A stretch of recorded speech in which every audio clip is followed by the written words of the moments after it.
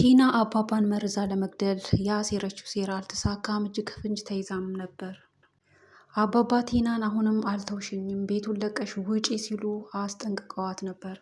የትሁት የቀድሞ ፍቅረኛ መንገድ ላይ አግኝተዋት ሲለማመጣትም ነበር። ካልሆነ ግን በዙሪያሽ ያሉትን ሁሉ አልለቃቸውም ሲል ሲያስጠነቅቅም ነበር። ሰላም ጤና ይስጥልን፣ እንደምን አላችሁልን? ሰላምታችን ይድረሳችሁ። እንኳን በደህና መጣችሁ። የትሁት ድራማን ነው በዚህ ቪዲዮ ማጋራችሁ። ከዚህ ክፍል የተመለከትነውን እስቲ እንማማር፣ እንወያይ። ሀሳብ አስተያየታችሁን እናንተም በኮሜንት አስቀምጦልን። ኤደን ዳኒን እተወዋለሁ ጭራሹኑ አልፈልግም ብላ ከህይወቷ ልታስወጣው ብትሞክርም ግን አልቻለችም። ስለሱ ማሰብ ማሰላሰል ስራዋ ሆኗል። እናም ሆነ ብላ አግኝታውም ምን ታስባለ ስትል የሚለውን ነገር በጉጉት ለመስማት ስትጠብቅ ነበር። እሱም እንግዲህ እንደሚወዳትና እንደምትፈልገው ሆኖ ተገዝቶላት ለመኖር እንደሚፈልግ አይነት ንግግር ሲናገርና ሲያስደምማትም ነበር። እንግዲህ በእውነተኛ ፍቅር መሀል ብዙ ነገሮች ጣልቃ ገብተው ፍቅርን ሊያቀጭጩት ሊያደርቁት ቢሞክሩም እውነተኛ ፍቅር ከሆነና ከላይ ካልተቆረጠ እንግዲህ እንደዚህ ይቀጥላል፣ እንደገና ይለመልማል ማለት ነው እና የዳኒና የኤደን ፍቅር እንደገና እንደሚቀጥል የሚያሳይ ነው።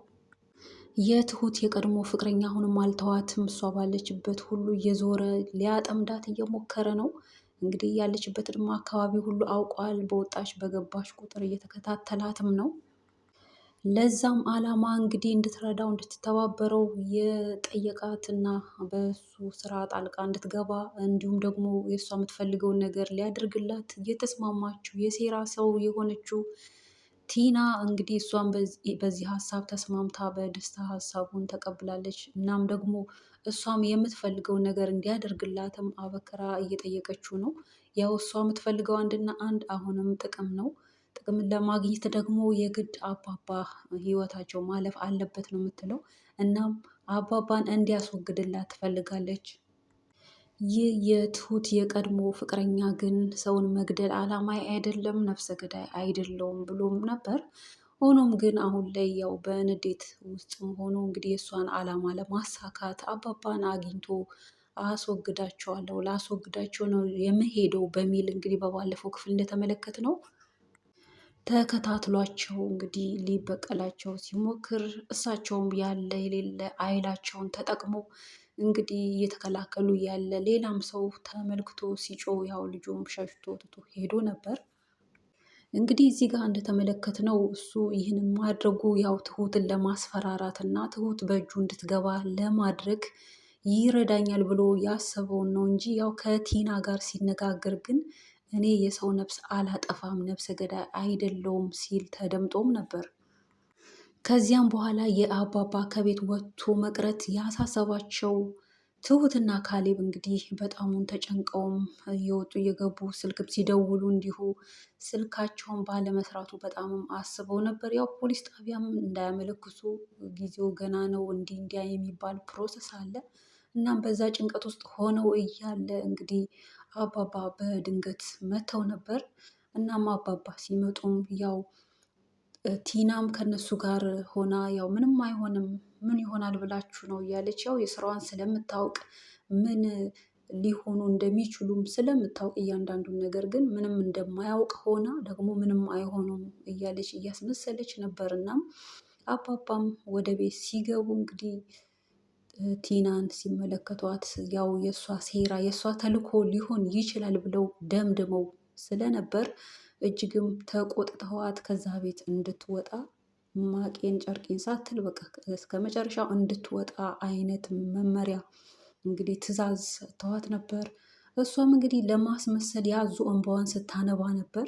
ያው እኔ ጥሩ ለመሆን እየሞከርክ እናንተ ግን ይቅርታዬንም አልተቀበላችሁም፣ እኔን ንግግሬንም ከቁብ አልቆጠራችሁም እያለች እንግዲህ ያዙ እንባዋን እየረጨች ትታ ሄዳ ያው ጓዟንም ሰብስባ ልትሄድ ተነስታም ነበር። ነገር ግን የዋሃ ትሁት እንዳትሄድ አድርጋ እንግዲህ አማላጅ ሆና በመሀል ቤት ያው በእሷ ምክንያት አይደለም ነገሩ የሆነው በእኔ ምክንያት ነው፣ አባባን ያሳገትኩት ወይም ደግሞ ላሳገት ወይም ሙከራ ያደረኩት እኔ ነኝ ብላ ነገሩን ላይ ደፍድፋ ያው ቲና ከዛ ቤት እንዳትወጣ ምክንያት ሆናለች ማለት ነው። ያው እዚህ ጋር እንግዲህ ቲና ለይምሰል እሷ ጋር ስታለቅስም አብራት ከእሷ ጋር ያስተዛዘነች በመምሰል ስታስመስል እንግዲህ ትሁት ግን አምናታለች። ከልቧ መስሏት አምናታለች። ያንን ሁሉ በደሏን የሰራችውን የቀድሞውን ክፋቷን ሴራዋን ሁሉ እረስታ እንግዲህ አሁን ላይ ከእሷ ጋር ሆና ያዘነችላት ስትመስል አምናት ተቀብላለች። እናም ደግሞ ነገሩን እሷ አላደረገችም ብላም የደመደመችው በእርግጥም ፍቅረኛዋ ራሱ ደውሎላት እንግዲህ ያደረግኩት አሁን ሙከራ ነው፣ በቀጣይ ደግሞ የምልሽን ነገር ካላደረግሽ ይቀጥላል የሚል አይነት ዛቻ እንግዲህ ሲያስተላለፍ እሷም እጅግ ተጨንቃ ያው ይህንን ጉዳይ ደግሞ የግድ ማሳወቅ አለብኝ ለነሱ፣ በእኔ ምክንያት እነሱ ላይ ምንም ነገር እንዲደርስ አልፈልግም። ያው በቤተሰቦቼም ብዙ ነገር ደርሷል በእኔ ምክንያት። አሁን ደግሞ የሰው ሰው እንግዲህ ምንም ያው አብራ ብትሰራ በስራም ቢገናኙ እንደ ልጅም ቢያይዋትም የእሷ ጦስ እንግዲህ እነሱ ላይ እንዲሆን አልፈለገችም እና ከዛም የተነሳ እንግዲህ ከቤት ልትወጣ እንደነበርም ተመልክተን ነበር። እናም አሁን ላይም ደግሞ ያው ጠቅላ መሄድ እንደምትፈልግ የእሷ ጦስ እነሱ ላይ እንዳይሆን በጭራሽ፣ ያ ከሆነ ለእኔ በጣም ከባድ ነው የሚሆነው፣ ያንን ማየት አልፈልግም የሚል ነገር እንግዲህ ለአባባም ካሌብም ባለበት ነግራቸው ነበር። እነሱ ግን በጭራሽ አይሆንም፣ የእኛን ክፉም ደግም ከኛ ጋር ተጋርተሽ ብዙ ነገሮችን ከኛ ጋር ተፋልመሽ ብዙ ውለታ ውለሽልን ዛሬ ላይ ደግሞ አንቺ ላይ እንዲህ አይነት ነገር ሲደርስ እንዴት ነው ዝም ብዬ የምተውሽ? ሲሉ አባባ እንግዲህ እንደ ባለ አእምሮ እንደ አባት እንደ በጣም ተሰምቷቸው ያው አዝነውም ሁሉን ነገር እጋፈጣለሁ እስከ ሞት ድረስ የሚሆነውን ነገር እፋለማለሁ፣ አብሬሽ እሆናለሁ እንጂ ትተሽ ከዚህ ቤት እንድትሄጂ በጭራሽ አላደርግም። እንደ ባዳ አላይሽም። አንቺ ልጄ ነሽ፣ ብዙ ነገሬን የኔን ችለሽ ያሳለፍሽ ብዙ ውለታ የዋልሽልኝ ሰው ነሽ ብለው እንግዲህ ውለታን ያረሱ መቼም በህይወታቸው የሚረሱትም ውለታ አይደለም በእርግጥም እና እስከዚህ ድረስ እንግዲህ እንደሚወዷት ፍቅራቸውን ገልጸውላት ነበር።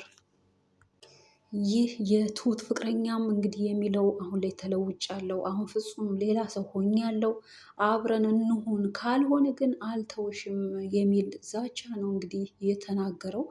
ያው በፍቅር እንደሚወዳት ነው፣ እንደሷ ያለ እንደ ስሟም ትሁት የሆነች ሰው መልካም የሆነች ሰው እንደሆነች ነው። እናትም ደግሞ ሲጀመር እና ያው ከንግግራቸው እንደተረዳ ነው ከዚህ ቀደም እንግዲህ አብረው ኖረው ከዛ በኋላ የእሱ ባህሪ ጥሩ ባለመሆኑ ትታ እንደመጣች አይነት ነገር፣ ከዛ ደግሞ አሁን ላይ ያው ጥሩ ሆኛለሁ፣ ባህሪ ተቀይሯል፣ አብረን እንሁን፣ ወደ ክፍለ ሀገር አብረን እንሂድ የሚል ንግግር ነው እንግዲህ እያንጸባረቀ ያለው። እሷ ደግሞ አላመነችውም፣ ጭራሹኑ ደግሞ አልፈለገችውም፣ አትፈልገውም። አሁን ላይ ደግሞ እንግዲህ እሷ የምትፈልገው እሷ ያፈቀረችው ሰው አለ፣ ያም ካሌብ ነው። ካሌብም እንዲሁ እሷን ወዷታል፣ አፍቅሯታል። ሁለቱም ፍቅራቸውን አልተገላለጡም እንጂ ሁለቱም ጋር ጥልቅ ፍቅር አለ። እንግዲህ በዚህ መሀል ደግሞ ይህ ሰው እንግዲህ ተከስቷል እና ካሌብም ይህንን ሚስጥር እንግዲህ አላወቀም። ፍቅረኛ አላት ሲባል ያው እሷም የምታፈቅረው አይነት ሰው ነው የመሰለው እንጂ በእንዲህ አይነት ለበቀል የመጣ ሰው መሆኑንም ያው በጥልቀት አልተረዳም። እናም ይህ ሰው ትሁት እሺ ካላለችው ምን ሊያደርግ ይችል ይሆን? ያው በቲና እገዛም ቢሆን በኃይሉም በምኑም ተጠቅሞ እንግዲህ ለበቀል የተነሳሳ አይነት ሰው ነው። ያው በቀሉን ይበቀል ይሆን የሚለውን እንግዲህ በቀጣይ ክፍል የምናይ ነው የሚሆነው። ኤደን እና ዳኒም ፍቅራቸውን እንደ አዲስ ሊያድሱ ነው እንግዲህ በጣም ደስ ይላል። ቲና ዳር ላይ ቀርታለች። ያው ዳኒን አግኝታው የመጨረሻ ንግግርህን ንገረኝ፣ እኔ የእውነት አፈቅርሃለሁ ስትለውም ነበር። የእውነትም ፍቅር አላት ለሱ። ነገር ግን ያው ለጥቅም ብላ ካሌብ ጋር እንግዲህ ተጠግታ ከዛ በኋላ ባለው ህይወቷ ከዳኒ ጋር መኖር ነው የምትፈልገው። ሆኖም ግን ያንን በግልጽ ስትነግረው ነበር፣ የእሱን ምላሽ ስትጠብቅ ነበር። እሱ ግን በእርግጠኝነት እንደማይፈልጋት ሲጀመርም ምርጫው እንዳይደለች ሲጀመርም አሁንም እስከ ዕለተ ፍጻሜው ቢሆን እስከ ህይወቱ ፍጻሜ የእሱ ምርጫ ኤደን እንደሆነች ፍላጎት ሁሉ የእሱ በቃ እሷ ኤደን እንደሆነች እንጂ አንቺን በጭራሽ ብሎ ቁርጥ የሆነ ንግግር ሲናገራት እንግዲህ ምንም ሳትደነፋ ምንም ሳትል ተነስታ ትታው ሄዳ ነበር። እናም ይህ አካሄዷ ይህ አይነት እንግዲህ ምንም አይነት ሪያክሽን አላሳየችም፣ ምንም ሪያክት አላደረገችም እና እንዴት እንደዚህ ልትሆን ቻለች ሲልም እንግዲህ ምን አስባ ነው ያው ለበቀል አስባ እንደሆነ እየጠረጠረም ነበር። ቲና ኤደንንም አግኝታ እንኳን ደስ አለሽ፣ ተሳካልሽ፣ ሰመረልሽ እያለች ስትላትም ነበር። ኤደንም የሚገባትን መልስ በእርጋታ ስታትታት ሄዳት ነበር። ቲና በዳኒ ጉዳይ ያላትን ነገር በቃ ተስፋ ቆርጣ ያለ በቀል ትተዋቸው ይሆን ወይስ እንደ ልማዷ ትበቀል ይሆን? በአጠቃላይ እንግዲህ በዚህ ክፍል የቃኘ ነው ይህንን ይመስላል። ቀጣዩን ክፍል ደግሞ በቀጣይ የምናጋራችሁ ይሆናል። ይህን ቪዲዮ በማየት ቆይታ አብራችሁን ስላደረጋችሁ ምስጋና ከልብ ነው። በያላችሁበት ደህና ቆዩልን። ሰላም ሆኑ።